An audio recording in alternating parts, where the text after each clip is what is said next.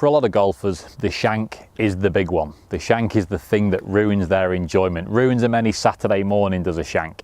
And a shank is a golf shot that's hitting too close to the heel of the golf club. So in a golf club, we have the middle, we have the toe, we have the heel. Think of it like a foot. We even have the sole of your foot, the toe of your foot, and the heel of your foot. And a ball hits the heel, it's a shank, and it's going to shoot the ball off sideways. It's accompanied sometimes by a very unique noise, a unique feeling of the club twisting, and certainly a unique flight of the ball whistling away to the right-hand side for the right-handed golfer. It can happen with pretty much all of your clubs, particularly anything with a hosel on it, like an iron, or sometimes a hybrid. And with your driver and your 3-wood and 5-wood, you might hit towards the heel. It probably won't shank off violently, but it definitely won't go its full distance. So that's what a shank is. Now, often that's caused by getting too close to the golf ball at some point in the swing. Now, it might be that you're too close at setup. So if you're too near at setup, the ball's going to hit the heel, it's going to shoot off sideways.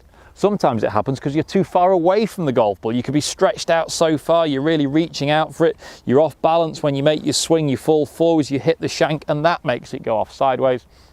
It can also be caused by coming over the top and from coming too much from the inside. So good swing back, come over the top, my hands have gone too far away from me, I could shank it, or I could swing too flat from the inside, bring the club down, but then the hands start to move away because they're traveling in that direction, and I can push the heel onto it that way. So there's a huge number of different reasons why you shank the ball and how it can cause you some problems. Now, one of the things I'd like you to try and do to stop shanking it is firstly identify where you do hit it from. So get some impact detect spray, spray it on the club face, then go ahead and make some swings, and you'll be able to see whereabouts you strike it from. If you're striking it all from the heel, you know you've got a serious problem. If you're striking it from all over the club face, you know you've got an inconsistent problem. If you hit 5 shots out the middle and then 1 out the heel, you've probably just got an inconsistent setup where you just make a mistake every now and then. Double check the distance you're standing away from the ball by lowering the handle of the golf club that you've got just onto your front kneecap, and it should be 1 to 2 inches above your kneecap.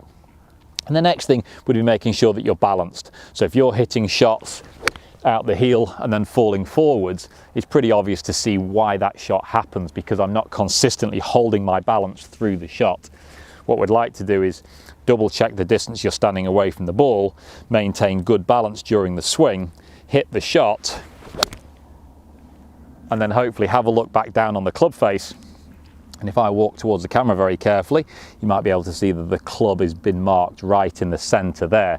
Now, if that's a good impact position, I get good feedback from that. It felt good, it sounded good, and the ball flew nicely. But if you're getting impact marks that are happening down towards the heel too much, this next series of videos and the tips to stop the shank should be encouraged to watch, and that will help you improve your shanks.